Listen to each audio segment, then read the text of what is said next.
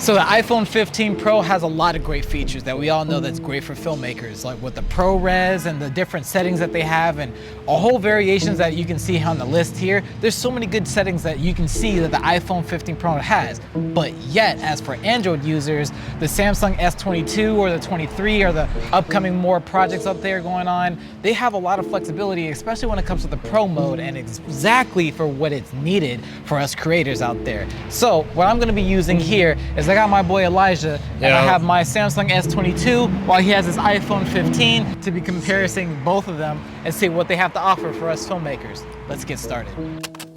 Wagwan, my name is Tyski, and if you guys are new to my channel, I'm a creative filmmaker just spreading my creative vibes. And in this video, like I said, we're gonna be testing out the Samsung S22 and the iPhone 15 Pro Max. So we can get started with the stabilization. As far as I've seen for the iPhone 15 Pro Max, the enhanced stabilization settings zooms in slightly to provide improved stabilization while recording into the video mode and also cinematic mode. Since the Galaxy S9, the Galaxy S22 has very great object image stabilization, and it has been improved very well for this series. But for both phones, I noticed that there was a bit of jittering every once in a while, but that was really based on how you step. So here's a comparison of both the iPhone and the Samsung. Now let's talk about the color grading when it comes to the features of these phones. Now unfortunately for the Samsung S22, there is no log profiles. However, you can sort of recreate that if you were to set your settings to -5s between your contrast, your highlights, your shadows, and your saturation, only within filming in Pro mode. As for the iPhone, which has its own log profile named Apple Log, has very great flexibility for color grading.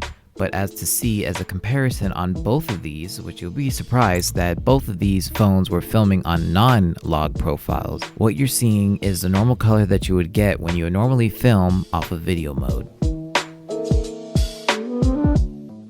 Now as for HDR, or high dynamic range, truthfully I'm not really interested into HDR all the time. There's only a small amount of times when it can work and benefit for your favor. But of course if you're filming normally on video mode, this will already be your default. But as I'm seeing from iPhone is very sharp and the Samsung is too soft, HDR works best in the right conditions.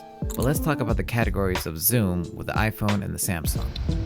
This is at 4, this is at 2, and this is back at 1. 0.5x. This is 1x. This is 2x. This is 5x. And then you could literally go even more zoomer, but then they said 15x.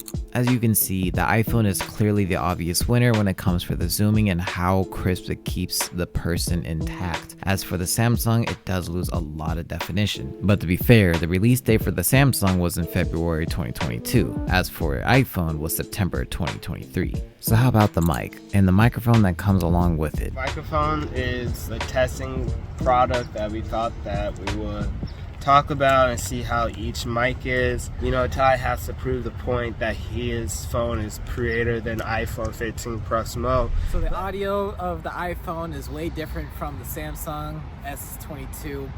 Utilization on it is actually pretty interesting, so we're actually gonna just test the field to see how that feels right now.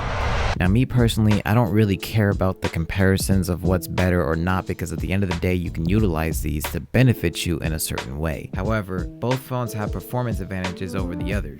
Now onto iPhone, I did like the cinematic mode only because I started to think of it as more of a shallow depths of field tool than anything else. For the Samsung, I like the fact that I can shoot in 8K 24 frames per second and get that crisp look of a footage. Now even though the Samsung doesn't have log footage and you can desaturate things on your own, the fact that iPhone had their own log profile was really dope, and I liked the coloring when it came to color grading. But a feature that I enjoy on Samsung is the pause and play button. This allows me to edit and film simultaneously, which I can create very dynamic stories based off of this technique. Now you can do this with iPhone if you use a third-party app, which I made a video about it, where you can click at the top right of the icon above.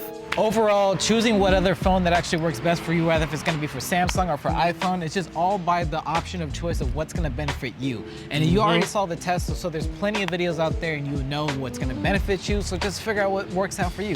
Otherwise than that, thank you for watching this video, and I'm gonna say thank you again for actually assisting me for this video. No problem. What's up, everybody? It's your boy Elijah. You can call me official Elijah Boy. Follow me on all the social medias. I'm just here helping out my homie Ty, getting his videos up. You go ahead and support me. It'd be really lovable. More content coming through. I'll see you guys later. If you want to see more videos like this, feel free to drop a like to help my channel. And if you want to subscribe to the channel, it's up to you, entirely up to you. Make it do what it does, what it doesn't. I'm gonna leave a link to his details in the description down below, and we'll see you guys in the next video. Don't forget to pick the iPhone 15 Pro Max. That's why. Yeah, Android's users. Car's coming. Oh my God, are you serious? I told you the other alleyway would have been a lot better. Yeah, but I just like the red on this one. The person that wins the comments will win a gift or a special thing on Ty. Yeah, right. Or me. I will be giving away